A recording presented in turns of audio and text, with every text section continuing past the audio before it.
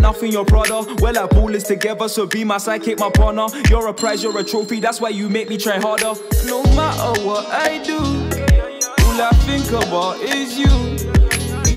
Y'all already know what the going on. I said, y'all already know what the going on.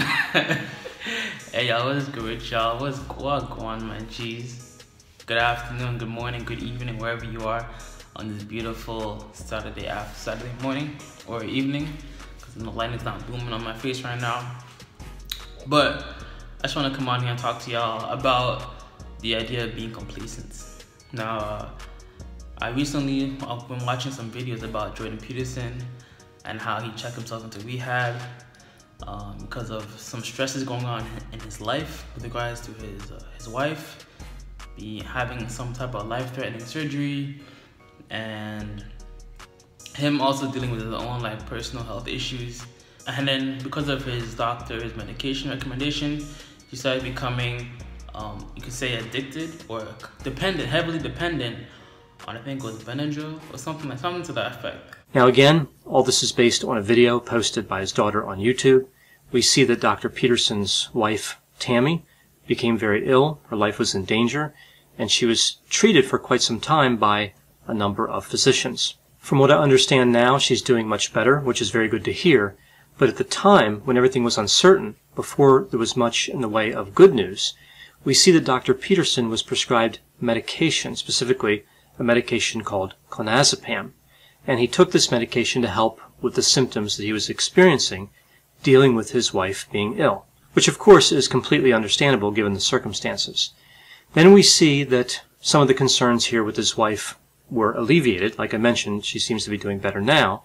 So he attempted to stop the clonazepam, had withdrawal symptoms, and checked himself into rehab.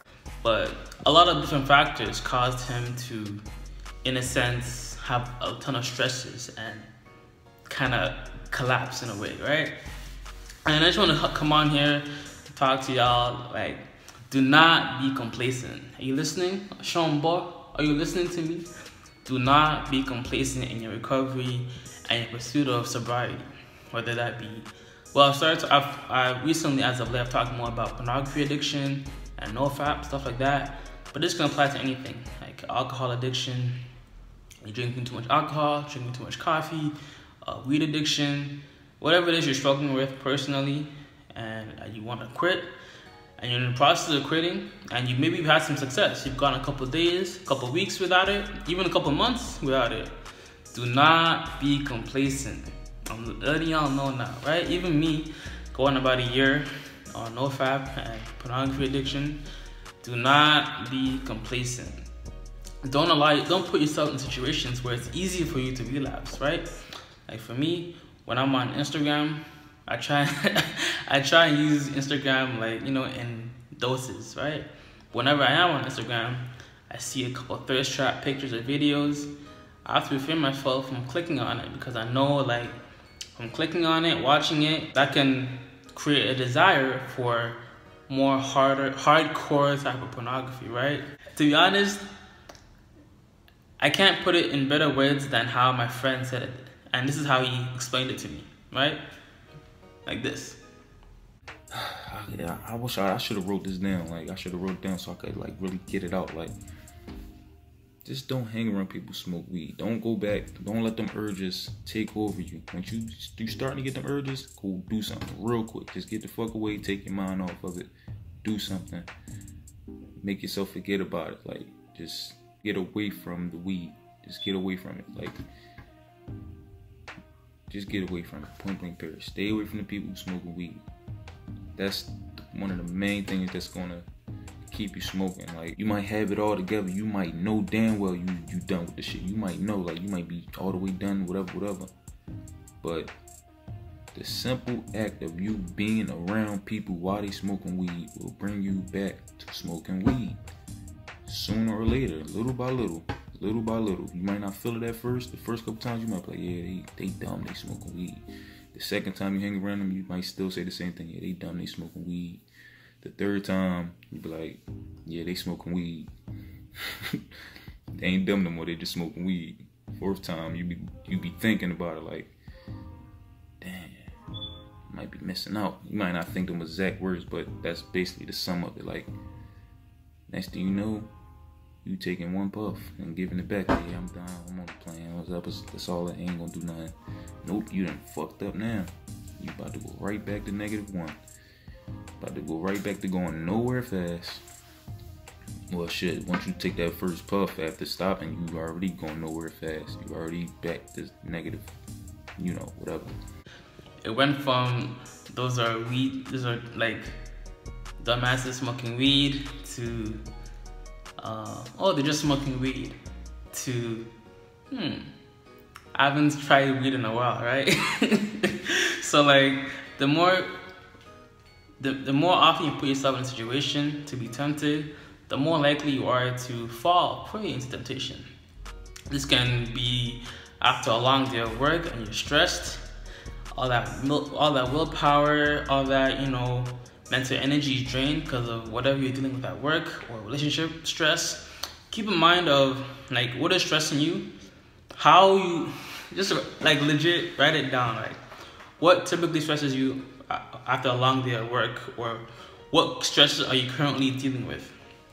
Write it down, and then write down your strategies to combat those stresses that don't involve your drug or substance or thing of choice, whether that be coffee, alcohol, pornography, weed. Like, how do you plan on dealing with those stresses that you're currently facing or that are going to arise without that substance that you are using to de-stress, right? People often use weed to sleep better.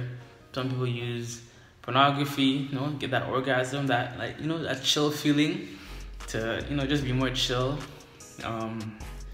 People use caffeine as like like I'm saying, like I say, like all of these things necessarily aren't bad. Porn is bad, okay? Watching porn just creates a lot of psychological things that you don't need. But most things in doses, in increments, they can be very beneficial, right? Coffee can be used to increase fat loss when you're on fasting.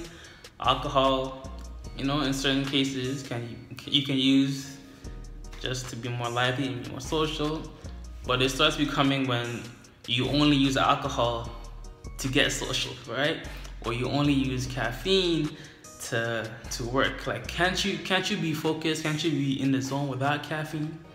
Like, these things should be supplemental to your overall life, not crutches, not dependencies. Dependent factors that you need to survive in life, right?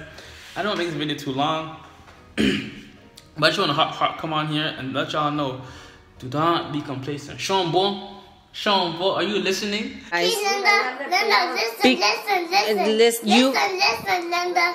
Listen. Okay. Don't be complacent and don't put yourself in compromised situations where it's easy to relapse. Okay, so shout out to Jordan Peterson. Hopefully he gets well very soon, sooner rather than later. And that was just one of the things I've been watching, reading as of late. I wanted to get my thoughts on there.